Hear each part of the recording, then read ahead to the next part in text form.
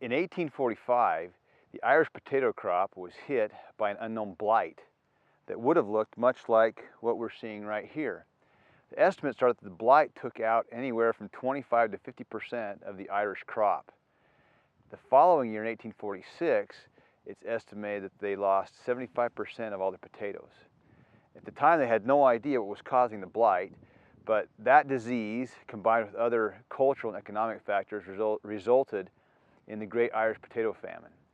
And in that famine, it's estimated 1 million people died, and another million at least emigrated from Ireland to other places. We still have that disease with us today. In 1860, a German scientist determined it was caused by a fungal-like organism, and it was called Phytophthora infestans. Now, that's not really a true fungus, but it acts and behaves like one, and so typically today we treat it like a fungus. So this is a plot of russet Burbank potatoes which have not been treated with any fungicide. We have late blight, which has been in the area, and it has come in and started to decimate this plot right here. We have lesions that are on the leaves, on the stem, and when we get to harvest, we'll be able to dig these potatoes up, and it's likely that we'll have lesions on the tubers themselves. And that can become very problematic. When the tubers are placed into storage, the late blight infections can lead to secondary soft rot, and the soft rot can take out an entire potato storage. It's very common with late blight to have a lesion start on the petiole of the leaf, and then the fungus itself will grow out and start to destroy the leaves on either side. On the back side, oftentimes we'll get sporulation, which will occur right around the margin of the lesion. It's easily possible for this pathogen to produce anywhere from 10,000 to 50,000 spores just on a single square inch of potato tissue. The spores are easily spread by rain or to some degree by irrigation, and they can move in the wind. The spores themselves are fairly weak, and they don't last very long in the presence of UV radiation or when it gets dry.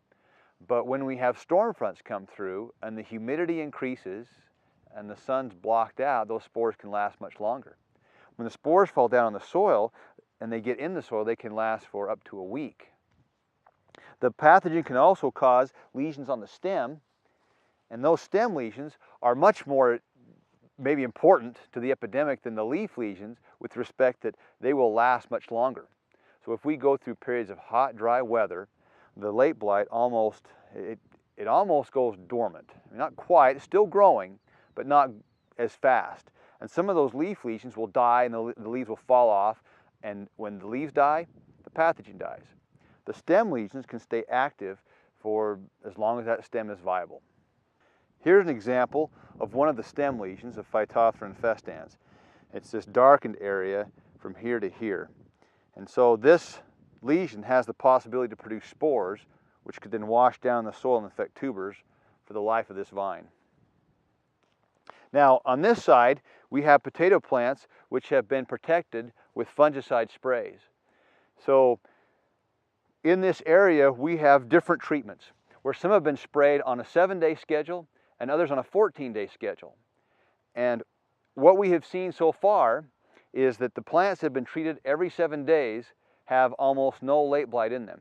In fact, you can see how the disease has come all the way to this point right here, and there's almost a line between what is infected and what is healthy. And the primary difference is this has been controlled with fungicides, or been protected with fungicides. So where we've gone on a 14-day schedule, or sprayed every other week, we do have a little bit of late blight, but we haven't found any yet on the 7-day schedule. So in short, the fungicides that we have available to us, and there are many, they are very effective in controlling the disease if they are applied often enough and they're done at the right time. If they're applied late or the interval stretched out too far, then the plants have they're open to becoming infected. A good way to think of these fungicides is to think of them like sunscreen. You need to put it on before the exposure occurs for them to do any good. And you have to reapply because the fungicides get worn off through water or through irrigation or rain, or simply through just being broken down by being exposed to the sun.